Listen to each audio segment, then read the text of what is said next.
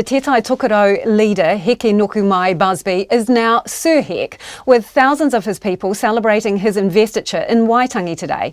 Prime Minister Jacinda Ardern was by his side as the master carver and celestial navigator was honoured for his life's work.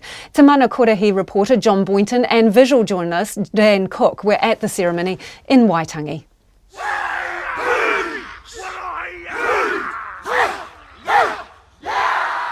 The hau kāinga at Te Wharerunanga in the Waitangi Treaty Grounds roared into life as Hek Busby became Sir Hek.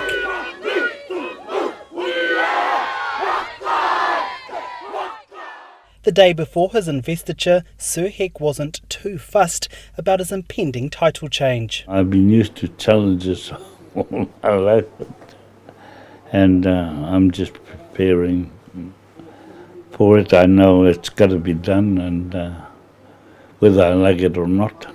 Sir Hek grew up as a farming kid in the tiny community of Pukepoto, a few kilometres outside of Kaitaia. Our parents didn't have much money, but we never starved. We always had good. They were beautiful. Our mum and dad, and she actually died in my arms, my mother. But that's a long time ago now. What would they think of you receiving this honour tomorrow? Oh, I guess they would be really rapt. When the Hawaiian waka Hokulea landed in New Zealand in 1985, the late Ngāpuhi leader Sir James Henare was so impressed he wanted to repeat the journey from New Zealand.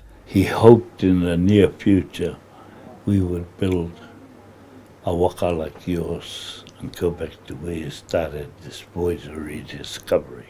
And Sir Hek took up the challenge, building and then launching the waka Aurere on its journey to Rarotonga in 1992. His late wife Hilda Busby was by Hek's side throughout his journey. She died after he brought his waka Te Aurere back from Hawaii and continued his sea voyaging in her honour. So I decided to build another canoe and name it after her. Joe Conrad from Te Au Pauri is the captain of Ngā Toki Mata Whaurua, the world's largest waka taua, which is housed at Waitangi. He says ever since the Hawaiian visit in 1985, Hek has single-mindedly taken up the challenge of reviving the lost art of Polynesian sea voyage. Through Hector's determination and doggedness to gain back that knowledge, like I said, not only the knowledge of celestial sailing and celestial navigation, it was also the knowledge of how to build and engineer these seafaring vessels or these waka haurua. And his skills as a master carver, Mr. Conrad says, are unrivalled. There's always a story that Hector will pick the most ugliest log and he'll make the greatest canoe or waka out of it. No other waka builder will pick that log to make a waka, but Hector will see something in it and he'll turn it into a masterpiece. The investiture was one of a number of pōwhiri held to honour Hek today. The Governor-General Dame Patsy read out his long list of achievements.